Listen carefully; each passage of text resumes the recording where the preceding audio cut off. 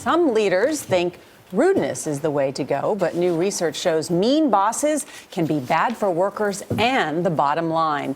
Those findings are the focus of the most emailed story this morning on the New York Times website. Tony Schwartz is founder and CEO of the Energy Project. Tony, good morning. Good morning.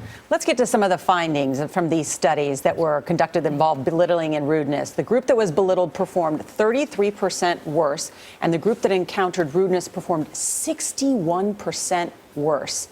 Why are there still mean bosses out there? Deficit, meaning a blend of exhaustion and a survival mentality, meaning I'm in the survival of the fittest mode. It's all about me, and I got to get stuff done. So whatever it takes, I'm going to do, even if it means being rude. Well, what are the effects of mean bosses? Well, the effect is actually physiological. It shuts down the prefrontal cortex when you instill fear in someone else. So literally what happens is you move into a state of sympathetic arousal and your ability to think gets compromised. What a surprise that people don't perform as well.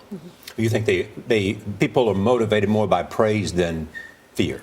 You know, there's a famous study by a researcher named John Gottman that shows that the number of positive comments it takes to outweigh the impact of a negative comment is 5 to 1. I believe it's probably 20 to 1. Yes, negative comments are toxic because they make you feel devalued. And when you feel devalued, all you can do is be reactive. Yeah, you know what I thought was interesting too, Tony, is that some people said, I didn't even realize I was rude. I didn't realize I was mean, or that I just didn't have time to be nice. What do you say to that? What I say is, Gail, you come in, every time I've been here, you come into the green room.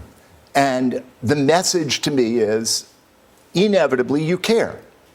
Is there a likelihood in the face of that I'm going to respond in a more engaged way because you do that? 100%. But I'm not talking about that, Tony. I'm talking about people who just are, brusque and abrupt and don't even realize that they're doing it. Because we haven't made it important in the workplace. So it's never been considered a key factor in great leadership. Great leadership has been considered something totally different that has nothing to do with interpersonal skills or relational skills.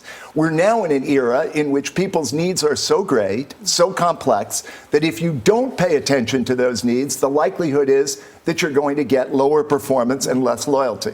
Tony, the reason she comes into the green room is not just to be nice, but she's looking to how she can find out from you how to make the interview better. There's no question, but she's doing it in a way that blends this incredible, careful note-taking that she does about it and a sense that I'm interested in you. Yes. I care about you. That goes a long way. What do you do if you work for a mean boss? Yeah, that's the question. You know what? I honestly think life is too short. You're spending the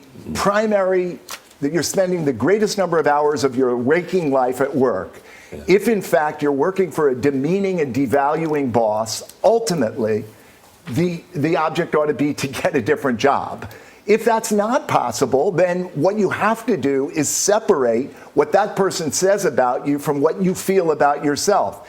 Am I actually someone who doesn't deserve to be valued? Would you recommend to somebody who thinks their boss is mean, they should go to that person and say, look, I want to make this relationship perfect or better, and I feel like you're being mean and not listening to me. But then you're out of a job. Right, yeah, exactly. I'm asking him. Okay. If you go to your boss and say, look, I think you're being mean and I want to know what's the problem, that's going to get you fired? It's a very slippery slope because the problem is often with this boss is that boss is so self-absorbed and so narcissistic that to say that to the boss would make that boss feel devalued and attack back. No, I've never seen a narcissistic boss. No? They exist, Charlie. Believe it or not, they actually exist. Yes. But your point is you do think that you should go to the person. Absolutely think you should go to the person. I think people, I think in the majority of cases, people should respond to that. Here, let me go out on a limb. I really do think Let me go out on a limb. We don't have time for you to go out on a limb. What you really want to do is go to the boss with love. What you really want to do is come from a positive place. Yeah, exactly. I'm here because I want to get something, make it better. Right, that was the very point I made. Well, then you didn't need me to be here after all, Charlie. Listen, you're the guy who interviews Pierce. No, yeah, that's right. And don't you forget it. I'm not forgetting it. Thank you, Tony Schwartz. Thank you for being so nice. No, it's good. It is. It's good advice.